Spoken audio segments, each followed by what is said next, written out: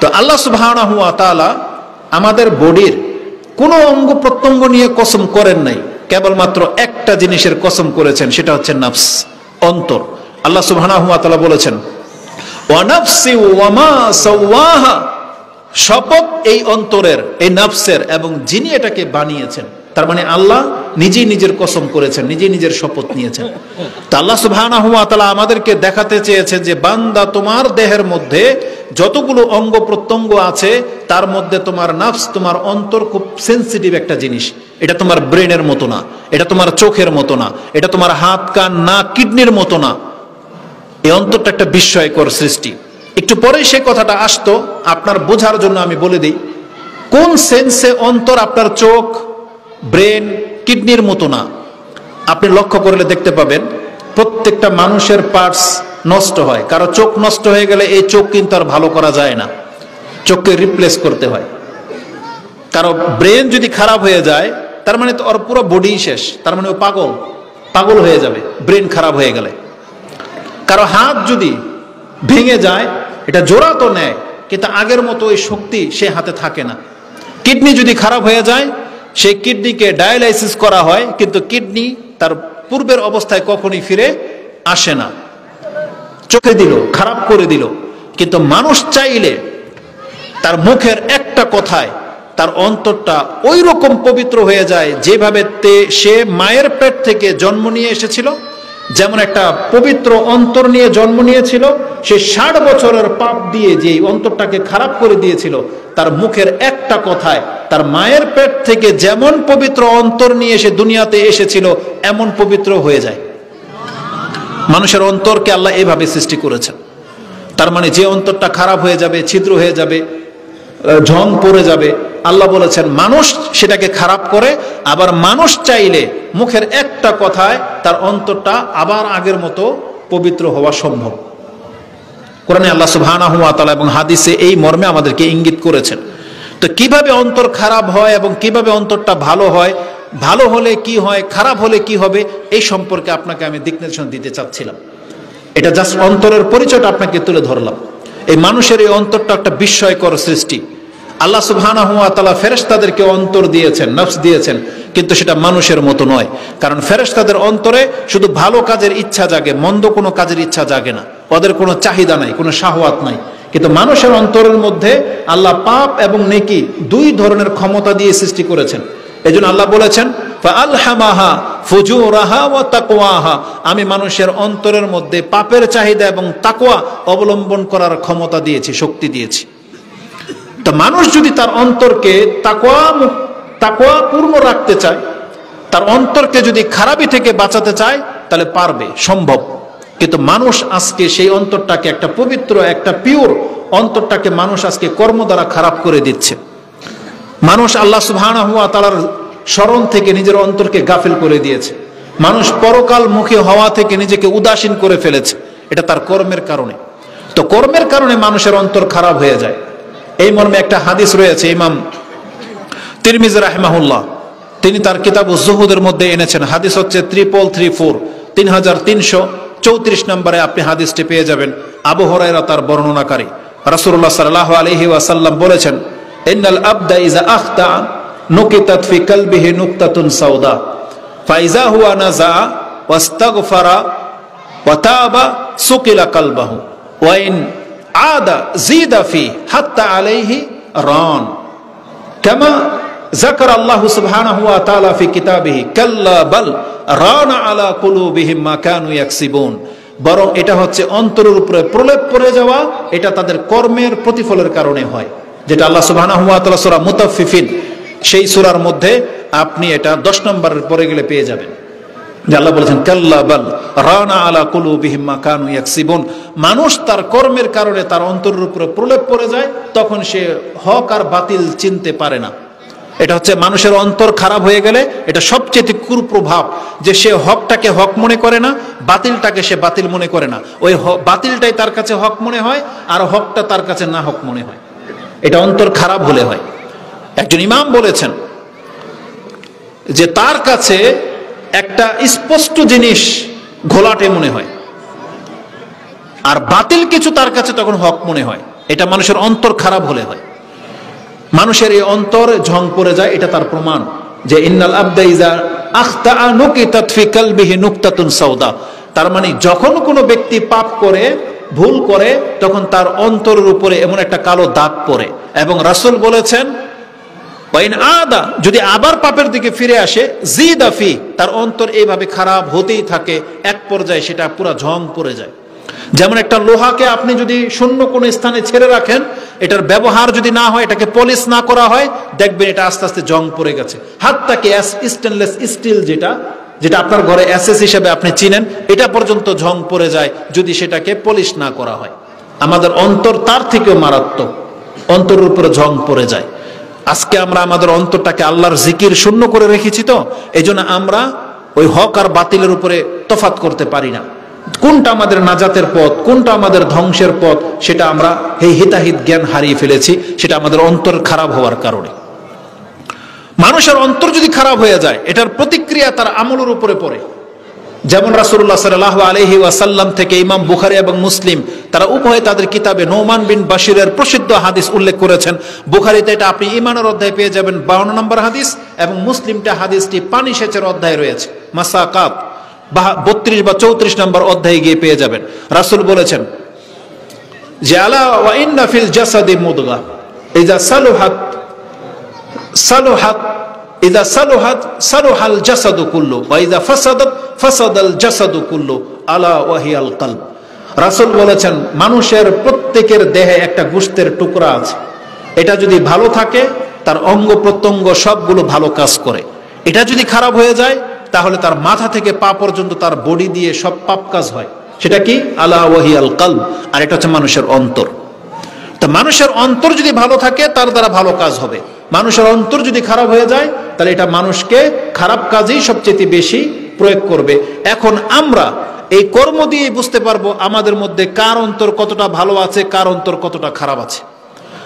আজকে যারা 5 ওয়াক্ত সালাত আদায় করেন, আপনাকে বুঝতে হবে আপনার অন্তরটা ভালো আছে। যেই ব্যক্তিকে হারামগুলোকে হারাম মনে হয়, আপনার বুঝতে হবে আপনার অন্তর ভালো আছে। যেই ব্যক্তি দুর্গন্ধ জিনিসকে খাওয়াটাকে ঘৃণা মনে হয়, সেই ব্যক্তি ধরে নেন যে আপনার অন্তর ভালো আছে। কিন্তু যারা 5 ওয়াক্ত নামাজ ছেড়ে দিয়েছেন, জেনাটাকে আপনার কাছে হালাল মনে হচ্ছে, মহিলাদের সাথে রং তামসা বা একই বাইক দিয়ে আপনি গার্লফ্রেন্ডকে নিয়ে ঘুরবেন, এটাকে আপনার কাছে রোমান্স মনে হয়, তাহলে বুঝতে হবে যে আপনার অন্তর খারাপ হয়ে গেছে। নেশাদার বস্তু যেগুলো, জর্দা, সিগারেট, তামাক, গুল, এগুলো যদি আপনার কাছে লোভনীয় মনে হয়, আপনি জেনে নেন আপনার রুচির সাথে আপনার অন্তর ধ্বংস হয়ে গেছে, যার ফলে আপনি নোংরা জিনিসগুলো নিজের মুখে আপনি উঠান। একটা সভ্য লোক কোনোদিন আপনার পাশে বসে কথা বলার ক্ষমতা রাখে না। যতগুলো সিগারেট, বিড়ি খোর আছেন, জর্দা খোর আছেন, তাদের সাথে আমাদের সাথে কথা বলে আপনি যতটা মজা পাবেন, আপনি তার সামনে কথা বলে দেখেন তো দেখি। তার মুখ খুললে আপনার অবস্থা খারাপ হয়ে যাবে, আপনার মুখ তার দিকে ফেরাতে পারবেন না আপনি। এটা যদি মানুষের ফিতরত হয়, তাহলে আল্লাহ সুবহানাহু ওয়া তাআলার সামনে গিয়ে এই লোকগুলো কিভাবে কথা বলবে? অথচ রাসূলুল্লাহ সাল্লাল্লাহু আলাইহি ওয়াসাল্লাম তা আমাদেরকে জানিয়েছেন যে প্রত্যেকটা ব্যক্তি সেই দিন আল্লাহর সাথে ফেস টু ফেস কথা বলবে। লাইসা বাইনাহু ওয়া বাইনাহু তরজুমান, তার সামনে আর আল্লাহর সামনে আর মাঝখানে কোনো দ্বিভাষী থাকবে না, যে ট্রান্সলেটকারী হবে না, থাকবে না। আল্লাহ ওই ব্যক্তির ভাষায় কথা বলবে, যেই ভাষা এই ব্যক্তি বুঝতে পারবে, সেখানে কোনো মুতারজমকারী থাকবে না। তাহলে ওই ধরনের সিগারেট খোর, জর্দা, গুল, তামাক যারা খেয়ে মুখটাকে গন্ধ করে রেখেছেন, তারা কিভাবে আল্লাহ সুবহানাহু ওয়া তাআলার সামনে দাঁড়িয়ে কথা বলতে ক্ষমতা রাখে বলেন? কি করে সম্ভব এটা? বরং রাসূলুল্লাহ সাল্লাল্লাহু আলাইহি ওয়াসাল্লাম বলেছেন কিছু ব্যক্তিকে আল্লাহর সামনে আসতে দেওয়া হবে না, আল্লাহ তার দিকে ঘুরেও তাকাবে না। এমনও ব্যক্তি আছে। আমি আর আপনি যেন এই ব্যক্তি না হই, যে আল্লাহ আমার দিকে তাকাবে না, আমার সাথে কথা বলবে না, এমনটা যেন না হয়। আর আপনি জেনে নেন আল্লাহ সুবহানাহু ওয়া তাআলা যাকে সামনে রেখে কথা বলবেন, সে যত বড় পাপী হোক, আল্লাহর দয়া চলে আসবে, এই ব্যক্তিকে আল্লাহ ক্ষমা করে দিবেন। এটা হাদিস দ্বারা প্রমাণিত। কিন্তু যাদেরকে আল্লাহ ঘৃণা করেন, অপছন্দ করেন, তাদেরকে সামনে আসতে দেওয়া হবে না। তার মধ্যে এই নেশাদার ব্যক্তিরা এক শ্রেণীর, এবং যাদের পায়ের নিচে, টাকনার নিচে কাপড় ঝুলিয়ে পড়েন তাদেরকে, এবং মুসাউবিরুন যারা ছবি অঙ্কন করে, তাদেরকে আল্লাহর সামনে আসতে দেওয়া হবে না, এবং তাদেরকে কঠিন শাস্তি দেওয়া হবে। এক হাদিসে 3 শ্রেণীর ব্যক্তির কথা আছে। সালাসাতুন লা ইয়াতাকাল্লামুল্লাহু ইয়াউমাল কিয়ামা ওয়া লা ইয়ানজুরু ইলাইহিম ওয়া লা ইউযাক্কিহিম ওয়া লাহুম আযাবুন আলীম। তিন শ্রেণীর মানুষ আছে যাদের সাথে আল্লাহ কথা বলবেন না, এদের দিকে তাকাবেন, এদেরকে পবিত্র করা হবে না এবং এদেরকে কঠিন শাস্তি দেওয়া হবে। তার প্রথম ব্যক্তি হচ্ছে আল মুসবিল, যারা কাপড়কে ঝুলিয়ে পড়ে, ও শাব্বুজ জানি, বৃদ্ধ বয়সে যারা জেনা করে, এবং আরেকজন ব্যক্তি হচ্ছে জি আর উকুকুল ওয়ালিদাইন সম্ভবত হবে, অথবা যারা নিন্দা করে, পরনিন্দা, খোঁটা দেয় যারা, তাদের সাথে আল্লাহ সুবহানাহু ওয়া তাআলা কথা বলবে না। তো দুইটার কথা আমার এখন মনে আছে, যে যারা টাকটার নিচে প্যান্ট পরে এবং যারা কি করে বৃদ্ধ অবস্থায় জেনা করে, তাদের দিকে আল্লাহ সুবহানাহু ওয়া তাআলা তাকাবে না। তো আল্লাহ সুবহানাহু ওয়া তাআলা কেন তাদের দিকে তাকাবে না, এই কথাটা যখন ফিল হয়, এটা আশ্চর্য একটা অনুভূতি জন্মায়। কারণ আপনি কি দেখতে পান, যখন একটা সন্তান যখন অপরাধ করে, যখন সন্ধ্যাবেলা বাপমার সামনে নিয়ে আসা হয় নত মস্তিষ্কে, তখন বাপ্পার অনেক রাগ থাকা সত্ত্বেও এই বাচ্চার দিকে যখন তাকায়, একটা পর্যায়ে তার দয়া চলে আসে, বাচ্চাকে তখন আর আঘাত করে না, ক্ষমা করে দেয়। আল্লাহ সুবহানাহু ওয়া তাআলা বাপমার থেকেও বেশি দয়াবান। আল্লাহ সুবহানাহু ওয়া তাআলা পৃথিবীর সমস্ত দয়ালুর থেকেও দয়াবান। আল্লাহ যখন নিজের বান্দার সাথে ফেস টু ফেস হয়ে কথা বলবেন, নিঃসন্দেহে আল্লাহ সুবহানাহু ওয়া তাআলার দয়া চলে আসবে। কারণ এটা রাসূলুল্লাহ সাল্লাল্লাহু আলাইহি সাল্লাম বলেছেন। এবং একটা ঘটনা রয়েছে যেটা আপনি বুখারী এবং মুসলিমে পাবেন। ইমাম বুখারী রাহিমাহুল্লাহ তিনি তার কিতাবুর রিকাকের মধ্যে এনেছেন, হাদিস হচ্ছে 5999, 5999 নাম্বার হাদিসটা আপনি দেখেন, অথবা 6000 নাম্বার হাদিসটা দেখেন। এই দুটোটা হাদিস অত্যন্ত গুরুত্বপূর্ণ। ওমর রাদিয়াল্লাহু তাআলা তিনি বলেন, রাসূলুল্লাহ সাল্লাল্লাহু আলাইহি ওয়াসাল্লামের কাছে কিছু বন্দীদেরকে নিয়ে আসা হয়েছে। ফাইজা ইমরাআতুন তাবতাগি মিন সাবিইন, তার মধ্য থেকে একজন বন্দী মহিলা, সে খুঁজতে লাগলো সাবিয়াম মিনাস সাবি, একজন বাচ্চাকে যে বন্দীদের মধ্যে আটকা পড়ে আছে বা বন্দী হয়ে আসছে। ফাইজা হুয়া, যখন সে তাকে দেখতে পেল, আল সাকাথু ফি বাতনিহা, সে ওই বাচ্চাটাকে নিজের কোলের সাথে জড়িয়ে ধরলো, ও আরদাআথু, এবং তাকে নিজের বুকের দুধ পান করাতে লাগলো দয়ায়। অন্যের বাচ্চা, নিজের না। রাসূলুল্লাহ সাল্লাল্লাহু আলাইহি সাল্লাম এই দৃশ্য দেখে বলতেছেন, আতারাউনা হাযিহিল মারআ, তোমরা এই মহিলাটার দিকে তাকাও। এই মহিলা যিনি অন্যের বাচ্চাকে দয়া করে নিজের দুধ পান করাতে দিল, এ কি নিজের সন্তানকে আগুনে ফেলতে পারে? তারিহাতান ওয়ালাদাহা ফিন্নার, এই মহিলা কি নিজের সন্তানকে আগুনে ফেলতে পারবে কখনো? তখন সাহাবা কেরাম বলেছেন, লা ওয়াল্লাহ, আল্লাহর কসম, এই মহিলা, নিজের মহিলা কোনোদিন নিজের সন্তানকে আগুনে ফেলতে পারে না। ওয়াইন তাকদিরু আলা আল্লাহ তাতরাহা, যদি সে ক্ষমতাবান কোনো মহিলাও হয়, যে সে পাওয়ারফুল, সে যদি তার সন্তানকে আগুনে ফেলে দেয়, কেউ তার বিচার নেওয়ার নাই, এমন ক্ষমতাবানও কোনো মহিলা যদি হয়, কিন্তু তার দয়া এমন, সে কখনো নিজের সন্তানকে আগুনে ফেলতে পারে না। এ কথা শুনে রাসূল বলেছেন, আল্লাহু আরহামু বিইবাদিহি মিন হাযিহি বিওয়ালাদিহা, এই মা তার সন্তানের প্রতি যত বেশি দয়াবান, আল্লাহ তার বান্দার প্রতি তার চাইতে শত কোটি গুণ বেশি দয়াবান। তার মানে আল্লাহ সুবহানাহু ওয়া তাআলা তার বান্দাদের দিকে ফেস টু ফেস হয়ে যখন কথা বলবেন, নিঃসন্দেহে এই ব্যক্তিকে আল্লাহ সুবহানাহু ওয়া তাআলা ক্ষমা করে দিবেন। এবং এই সম্পর্কে হাদিসও রয়েছে, যেটা আপনি মুসলিমের 52 নম্বর পর্বে পেয়ে যাবেন। নাজওয়া হাদিসটা নাজওয়ার হাদিস হিসেবে প্রসিদ্ধ। ইবনে উমর রাদিয়াল্লাহু তাআলা আনহুমাকে জিজ্ঞাসা করা হয়েছে, হাল সামিআতা মিন রাসূলিল্লাহি সাল্লাল্লাহু আলাইহি ওয়াসাল্লাম মিন নাজওয়া, আপনি কি রাসূল সাল্লাল্লাহু আলাইহি ওয়াসাল্লাম থেকে গোপন বৈঠক সম্পর্কে কোনো হাদিস শুনেছেন? তখন আব্দুল ইবনে উমর তিনি বলেছিলেন, এই হাদিসটা সম্ভবত 6891 নম্বরে আপনি দেখে নিতে পারেন। 6000 কত বললাম? 6891 মুসলিমে। দেখি হাদিস নাম্বারটা ঠিক আছে কিনা। রাসূলুল্লাহ সাল্লাল্লাহু আলাইহি ওয়াসাল্লাম তিনি বলছেন, হ্যাঁ আমি 6891,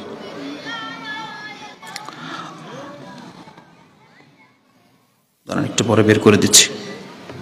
রাসূলুল্লাহ সাল্লাল্লাহু আলাইহি ওয়াসাল্লাম থেকে তিনি বলতেছেন, হ্যাঁ আমি শুনেছি নাজওয়ার হাদিস, যে ইউদনাল মুমিন মিন রাব্বিহি, একজন মুমিন বান্দাকে আল্লাহ সুবহানাহু ওয়া তাআলা তিনি তার কাছে নিয়ে আসবেন।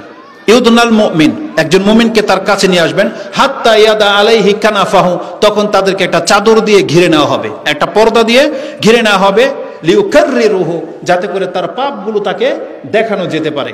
আর হাসরের বাসী কেউ তাকে দেখতে পাবে না, কারণ আল্লাহ সুবহানাহু ওয়া তাআলা তার বান্দার পাপগুলোকে কারোর কাছে প্রকাশ করতে পছন্দ করেন না। ওই ব্যক্তিকে নিয়ে আসা হবে এবং তাকে বলা হবে যে হাল তারিফু, তুমি কি এটা জানো তোমার পাপ কিনা? এই ব্যক্তি এগুলো দেখে বলবে আরিফু রাব্বি আরিফু, আল্লাহ এগুলো আমি বুঝতে পারতেছি, এগুলো আমার পাপ, এগুলো আমারই পাপ। তখন আল্লাহ সুবহানাহু ওয়া তাআলা তাকে বলবেন সাতারতুহা ফিদ দুনিয়া, তোমার এই পাপগুলোকে আমি দুনিয়াতে ঢেকে রেখেছিলাম, ও গাফারতুহা লাকাল ইয়াউম, আর আজকে আমি তোমাকে ক্ষমা করে দিলাম। সেই নাজওয়ার হাদিসের মধ্যে এটা আছে, আল্লাহ বলবেন তুমি দুনিয়াতে যে পাপগুলো করেছিলে সেগুলো আল্লাহ আমি দুনিয়াতে ঢেকে রেখেছিলাম, কেউ জানতে পারেনি, কাউকে আমি জানতে দেইনি, প্রকাশ করিনি। আর আজকে ও গাফারতুহা লাকাল ইয়াউম, আর আজকে আমি আল্লাহ তোমাকে নিজের পক্ষ থেকে ক্ষমা করে দিলাম।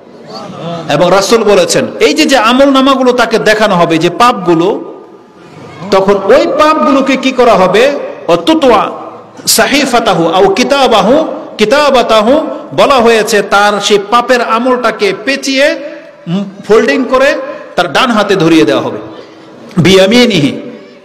এই ব্যক্তি তখন কি করবে, তার আমল নামাটা সে ডান হাতে নিয়ে হাসরের মানুষের সামনে আসবে, এবং পর্দার বের হয়ে তিনি যখন হাসরবাসীর সামনে আসবে তখন তার এই ডান হাতে আমল নামাটা নিয়ে বলবে হা উমকরাউ কিতাবিয়াম ইন্নী জানানতু আন্নী মুলাকিন হিসাবিয়াম ফাহুয়া ফি ঈশাতির রাদিয়াম ফি জান্নাতিন আলিয়াম। আল্লাহু আকবার। আল্লাহ সুবহানাহু ওয়া তাআলা তিনি ওয়াদা করেছিলেন যে পৃথিবীতে যে কোনো ব্যক্তি তওবা করে আমার সাথে সাক্ষাৎ করবে, আল্লাহ বলেন উলাইকাল্লাযিনা ইউবাদদিলুল্লাহু সাইয়্যাতিহিম হাসানাত ওয়া কানা আল্লাহু গফুরার রাহিমা, যেটা আপনি সূরা ফুরকান 25 নম্বর সূরার 70 নম্বর আয়াতে পেয়ে যাবেন, যে যেই ব্যক্তি তওবা করে ঈমান আনবে, সৎ আমল করবে, আমি আল্লাহ তার পাপের জীবনটাকে নেকি দিয়ে রূপান্তরিত করে দেব। এই ঘটনাটা ঘটবে এই হাসরের মাঠে, যে আল্লাহ তার আমল নামার মধ্যে সমস্ত পাপগুলো মিটিয়ে দিয়ে নেকি করে দিয়ে তার ডান হাতে ধরিয়ে দিবেন। এবং আল্লাহ বলেছেন সেই দিন যেই ব্যক্তি আমল নামা তার ডান হাতে পাবে, ফাম্মা মান উতিয়া কিতাবাহু বিয়ামিনি ফায়াকুলু হা উমকরাউ কিতাবিয়া, আসো আমার কিতাবটা পাঠ করে দেখো, সব নেকি আর নেকি, আমার আমল নামার মধ্যে কোনো পাপ লেখা নাই। আল্লাহ সবকিছু পরিবর্তন করে দেবেন। আল্লাহ সুবহানাহু ওয়া তাআলা বলেছেন ফাহুয়া ফি ঈশাতির রাদিয়া, সে একটা সন্তোষজনক জীবন সে পেয়ে যাবে, ফি জান্নাতিন আলিয়া, সে সুউচ্চ জান্নাতের মালিক হয়ে যাবে। তা আল্লাহ সুবহানাহু ওয়া তাআলা তিনি তার বান্দাদের প্রতি অনেক বেশি ক্ষমাশীল, দয়াবান, যেটা আপনি মুসলিমের এই হাদিসের মধ্যে পেয়ে যাবেন। তা আমি যেটা বোঝাতে চেয়েছি যে আল্লাহ সুবহানাহু ওয়া তাআলা কতক ব্যক্তির দিকে ফিরেও তাকাবে না যারা এই দুর্গন্ধ মুখ নিয়ে আল্লাহ সুবহানাহু ওয়া তাআলার সামনে আসবে। কারণ রাসূলুল্লাহ সাল্লাল্লাহু আলাইহি ওয়াসাল্লামের একটা মূলনীতি তিনি উল্লেখ করেছেন, ইন্নাল্লাহা তাইয়্যিব লা ইয়াকবালু ইল্লা তাইয়্যিব। এটা যেমন দান সৎকার ক্ষেত্রে, এমন এটা সেটা ব্যক্তির ক্ষেত্রে, যে আল্লাহ সুবহানাহু ওয়া তাআলা কোনো মন্দ ব্যক্তিকে সেদিন গ্রহণ করবে না। আর আল্লাহ সুবহানাহু ওয়া তাআলা গ্রহণ করবে না তো দূরের কথা, ফেরেশতারাও তার আত্মাকে গ্রহণ করবে না। এই মর্মে স্পষ্ট হাদিস রয়েছে, প্রত্যেকটা মানুষের আত্মা যে ভালো হয় এবং মন্দ হয়, পবিত্র হয় এবং নোংরা হয়, এটার বর্ণনা রাসূলুল্লাহ সাল্লাল্লাহু আলাইহি ওয়াসাল্লাম আমাদেরকে জানিয়েছেন। যেই হাদিসটি আপনি ইবনে মাজাতে 42-62 মানে 4262 নম্বর হাদিসে পেয়ে যাবেন। রাসূলুল্লাহ সাল্লাল্লাহু আলাইহি ওয়াসাল্লাম বলেছেন আল মাইয়িতু তাহদুরুল মালায়েকা, মৃত ব্যক্তির কাছে ফেরেশতা আসে। ফাইজা কানা রাজুলুন সালেহ, যদি সেই ব্যক্তিটা সৎ ব্যক্তি হয়, ফেরেশতা তখন বলে উখরুজ আইয়াতুহান নাফসুত তাইয়্যিবা কানাত ফিল জাসাদিত তাইয়্যিব, হে পবিত্র আত্মা, একটা পবিত্র দেহের মাঝে তুমি আছো, তুমি বের হয়ে আসো। তখন পবিত্র আত্মাকে রহমতের ফেরেশতা ডাকে পবিত্র আত্মা বলে, এবং এই ব্যক্তি যখন প্রথম আকাশের দিকে নিয়ে যাওয়া হয় তখন ফেরেশতারাও তাকে পবিত্র আত্মা বলেই ডাকে যে মারহাবান বিনাফসিত তাইয়্যিব কানাত ফিল জাসাদিত তাইয়্যিব, হে উত্তম পবিত্র আত্মা, একটা পবিত্র দেহ থেকে বের হয়ে আসছো, তোমাকে স্বাগতম। এবং রাসূল বলেছেন যে ফাইজা ইয়াখরুজু, যখন এটা বের হয়, কাআতিয়া বিরিহিল মিস্ক, তখন তার আত্মা থেকে, পবিত্র আত্মা থেকে মিস্কের চাইতে বেশি ঘ্রাণ বের হয়। আর যদি সে আত্মাটা নোংরা ব্যক্তির হয়, ইজা রাজুলুন সু, খারাপ ব্যক্তির হয়, তখন তার আত্মা থেকে দুর্গন্ধ বের হয়। রাসূলুল্লাহ সাল্লাল্লাহু আলাইহি ওয়াসাল্লাম তার একটা রুমাল ছিল, তিনি সেটা তার নাকের উপর দিয়ে দিয়েছেন, যেমন মনে হচ্ছে তিনি সে তখন গন্ধ পাচ্ছিলেন। একটা পাপী ব্যক্তির আত্মা থেকে এতটা গন্ধ বের হয়, তখন আকাশের দরজার খোলা হয় না, তাকে আল্লাহ গ্রহণ করবে দূরের কথা, ফেরেশতারাই গ্রহণ করে না। ওখান থেকে ছুঁড়ে ফেলা হয় বলা হয়েছে, এবং তার ওই আত্মা সিজ্জিনে গিয়ে পতিত হয়। তা আমি যেটা দেখাতে চেয়েছিলাম, আল্লাহ সুবহানাহু ওয়া তাআলা আমাদেরকে বলেছেন আমাদের অন্তর যদি পবিত্র হয় তাহলেই কেবল আমাদের দ্বারা ভালো কাজ হবে, এটাই ঠিক। যেমন কোরআনে আল্লাহ সুবহানাহু ওয়া তাআলা, যেহেতু ভাই চলে আসছে 5 মিনিটের মধ্যে আমি পুরো বিষয়টাকে আপনার কাছে ক্লিয়ার করে দিই। বনি ইসরাইল 17 নম্বর সূরার 84 নম্বর আয়াতে আল্লাহ সুবহানাহু ওয়া তাআলা বলেছেন, হে নবী আপনি বলে দেন, কুল কুল্লু ইয়ামালু আলা শাকিলাতিহি ফারাব্বুকুম আলামু বিমান হুয়া আহদা সাবিলা। হে নবী আপনি বলে দেন, প্রত্যেক ব্যক্তি তার ভিতরের যে মানুষ সেই রূপ নিয়েই সে প্রকাশ পায়। তার ভিতরের মানুষটা যদি ভালো হয় তার আখলাক আচরণ সব ভালো হবে, তার ভিতরের মানুষটা যদি খারাপ হয় তাহলে তার দ্বারা সবকিছু খারাপই মানুষ প্রকাশ পায়। তার জবান খারাপ হয়, তার আমল খারাপ হয়, তার দ্বারা এই জাতি শুধু খারাপ কিছু দেখতে পায়। এটা তার ভিতরের মানুষের একটা রূপ। আল্লাহ বলেন কুল্লু ইয়ামালু আলা শাকিলাতি, মানে প্রত্যেক ব্যক্তি তার রূপ অনুযায়ী পৃথিবীতে কাজ করে যাচ্ছে। আর আপনার রবই ভালো জানে কে হক পথে আছে। এই জন্য ইব্রাহিম আলাইহিস সালাম তিনি দোয়াতে বলেছিলেন যে আল্লাহ তুমি আমাকে সেই দিন লাঞ্ছিত করো না, ইয়াউমা লা ইয়ানফাউ মালুন ওয়ালা বানুন, যেই দিন সম্পত্তি আর সন্তান কোনো কাজে আসবে না, ইল্লা আতাল্লাহা বিকলবিন সালিম। যেই ব্যক্তি একটা উত্তম অন্তর নিয়ে আল্লাহর কাছে, একটা সালেম সুস্থ অন্তর নিয়ে আল্লাহর কাছে উপস্থিত হতে পারবে, কেবল সেই ব্যক্তিরই সেদিন কল্যাণ হবে, নাহলে খারাপ অন্তর নিয়ে কেউ আল্লাহ সুবহানাহু ওয়া তাআলার কাছে গিয়ে মুক্তি পাবে না। এজন্য আমাদের অন্তর কিভাবে ভালো হবে আমাদেরকে সেই চেষ্টা করতে হবে। অন্তর খারাপ হয়ে গেলে কিন্তু আমাদের আমল খুব খারাপ হয়ে যায়। লোকমান হাকিম থেকে একটা উদ্ধৃতি দেওয়া হয়েছে, মুসান্নাফ ইবনে আবি শাইবা তিনি 34,294 নম্বরে এটাকে কোট করেছেন। যদিও তার বর্ণনাকারী যিনি খালেদ তার সম্পর্কে দুর্বলতায় প্রমাণ পাওয়া যাচ্ছে, কিন্তু কথাটা যেহেতু হাদিস না, একজন ব্যক্তির একটা উক্তি যেটা কোরআন হাদিসের সাথে মিলে যায়, এজন্য আমি আপনার কাছে কোট করতেছি যে লোকমান আলাইহিস সালাম তিনি নাকি একজন হাবাসীর গোলাম ছিলেন, নাজ্জার ছিলেন। তার মালিক একদিন তাকে বলতেছেন, ইসবাহালি শাতান, তুমি আমার জন্য একটা বকরি জবাহ করে নিয়ে আসো। তিনি জবাহ করলেন এবং বললেন, এই বকরির মধ্য থেকে যেই গোশতের টুকরা দুইটা সবচেয়ে উত্তম তুমি আমার কাছে নিয়ে আসো। তখন লোকমান আলাইহিস সালাম নাকি বকরি থেকে জিহ্বাটা আর এই অন্তরটা নিয়ে আসছিলেন প্লেটে করে। তখন বলছে এর চাইতে ভালো কোনো গোশতের টুকরা নাই? বলতেছে যে না। ফাসাকাতা মাশা আল্লাহ ইয়াসকুত, তিনি কিছুদিন নীরব থাকলেন, চুপ থাকলেন, কারণ তার মালিক জানতেন এটা গোলাম বটে, কিন্তু এই ব্যক্তি অত্যন্ত সৎ এবং বিচক্ষণ, তার জ্ঞান আছে। তারপরে তিনি আরেকদিন বললেন, ইসবাহালি শাহ, আমার জন্য আরেকটা বকরি জবাহ করো এবং এর মধ্য থেকে সবচেয়ে খারাপ গোশতের টুকরা দুটা ফেলে দাও। ওই দিনে লোকমান আলাইহিস সালাম নাকি এই জিহ্বাটার কলিজাটাকে বের করে ফেলে দিয়েছিলেন। তখন তিনি বলেছিলেন, তোমাকে একদিন আমি জিজ্ঞেস করেছিলাম সবচেয়ে ভালো গোশতের টুকরা দুইটা নিয়ে আসো, তুমি জিহ্বাটার কলিজাটা নিয়ে আসছিলা, আর আজকে যখন আমি বললাম খারাপ দুইটা মাংসের টুকরা ফেলে দাও, তুমি এই দুইটাই ফেলে দিলা, এটার মানে কি? তখন তিনি বলেছিলেন, এই দুইটা যখন পবিত্র থাকে, ভালো থাকে, তখন মানুষের সবকিছুই ভালো থাকে, আর এই দুইটা যার খারাপ হয়ে যায় এই ব্যক্তির সবকিছুই খারাপ হয়ে যায়। এই জন্য যার জবান ভালো দেখবেন মানুষ তার সাথে কথা বলতে মজা পায়। কিন্তু এমন কিছু মানুষ আছে নোংরা গালাগালি করে, খারাপ অকথ্য বলে, তখন আমরা কিন্তু বলি এই লোকটার জবান খারাপ।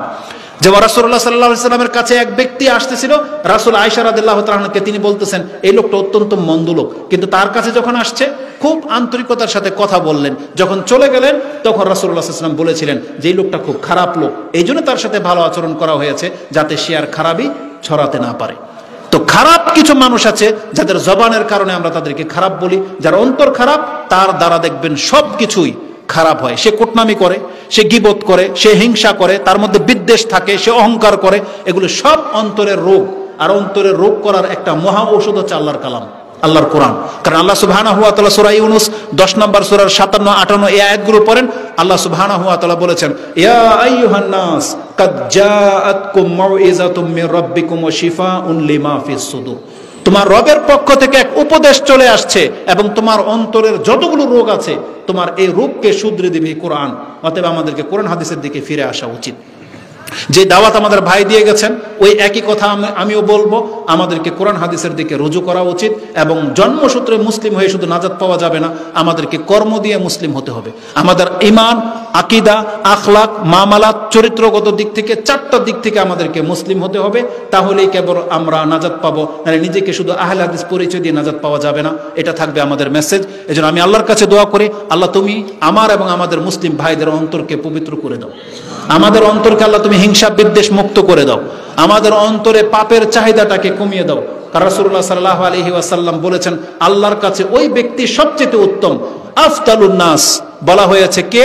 মাহমুমুল কলব, বলছে ও সাদুকুল লিসান। কালু সাদুকুল লিসান নারিফু ইয়া রাসূলুল্লাহ ফামা মাহমুমুল কলব?